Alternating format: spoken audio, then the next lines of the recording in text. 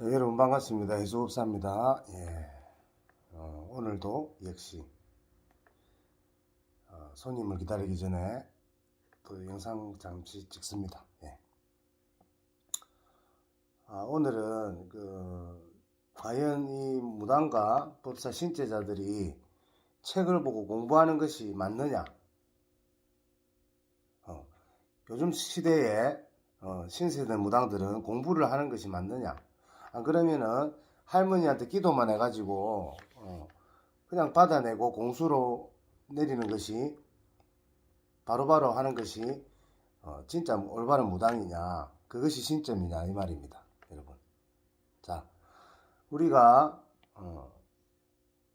만신이라면 만신 신령님의 그 10,000명이 넘는 신령님이 계시는데 각각 받아내리는 신령님들의 그때 시절의 인연, 그리고 또 세월이 지나면 다른 신령님이 들어오시고 하면서 이 재주가 바뀌고 외모도 바뀌고 우리 신제자들은 그런 변화를 겪죠.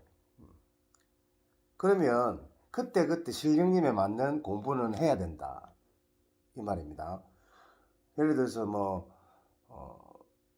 대신 할머니가 앞을 섰어. 그러면은 점사 손이 많이 오겠죠.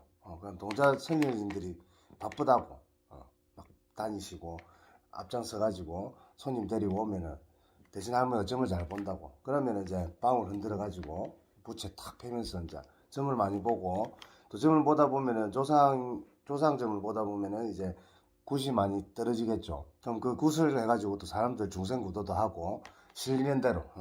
이때는 공부가 안 되지. 이때 만일에 책을 보고 사주팔자, 나도 생일만 넣고도 뭔가 이렇게 공부를 좀 해볼까 하면은 안 되죠. 책을 못 보게 합니다. 그죠? 그러면 이제 불줄이나 돛줄에 신령님이 들어왔을 때는 공부를 시킵니다. 그럴 때 불사할머니가 오시고 끌문도사 할아버지가 오셨어.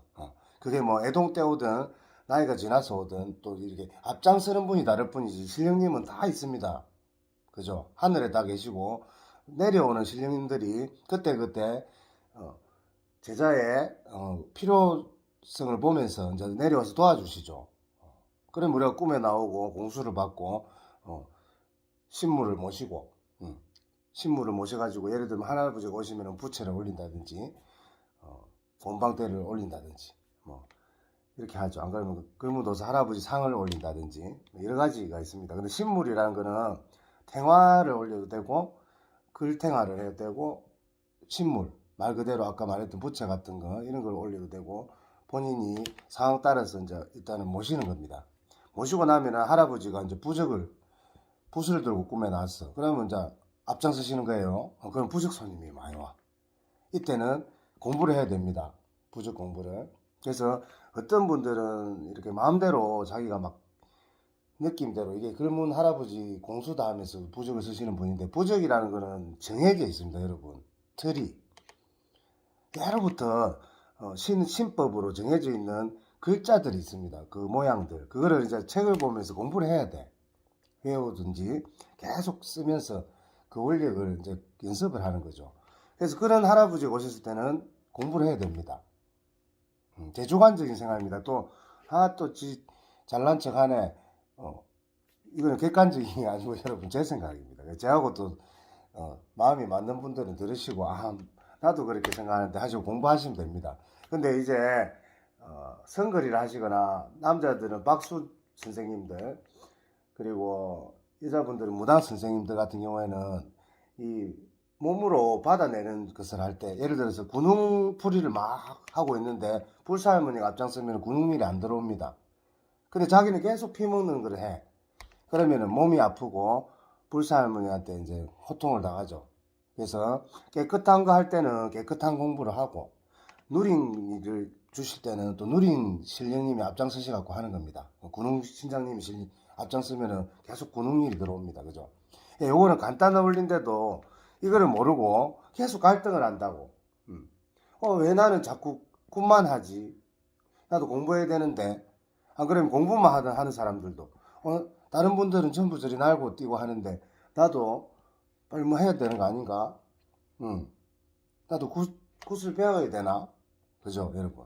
자, 굿을 배우는 것도 자기 직성대로 하시면 되고, 그냥 실리는 대로 하는 것도 자기 직성입니다. 그거를 누가 옳다고 할 수가 없어요. 문서 갖고 하는 거는 멋이 있고, 제갓집에 좋은 인상을 줄 수가 있고, 그냥 바로바로 쉬라는 거는 또 더 신묘하고 신비한 것을 줄 수가 있습니다. 그 겸비하면 더 좋겠죠.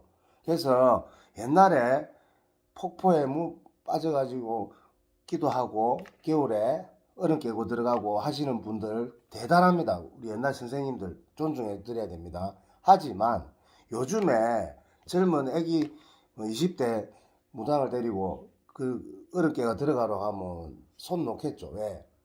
그리 못하는 게 아닙니다. 세상이 좋아지고 요즘에는 전부 인터넷 방송으로도 젊은 사람들이 돈을 벌고 점사를 보고 합니다. 그래서 시대에 맞게 살아야 됩니다. 그래서 이렇게 문물이 많고 할 때는 어떤 내가 사이트를 운영하는 것도 배우고 공부를 안 할 수가 없는 세상이에요. 그런데 오래된 선생님들이 뭐 책 보면 안 돼. 내 말만 들어. 아집이죠, 아집. 그거는 신령님 말씀이 아닙니다. 신령님은 마음이 넓거든. 이 공부해봐.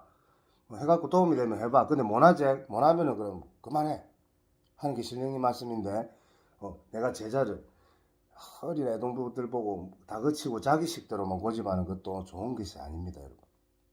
그래서 결론은 그때 신령님이 오시는 걸 잘 느껴가지고 그분께서 우리 신령님께서 하시는 그 특기가 있을 거 아닙니까? 그것을 공부를 그때 하는 겁니다. 하나씩. 그래서 12가지 의대가 있듯이 다 원력이 다르시죠.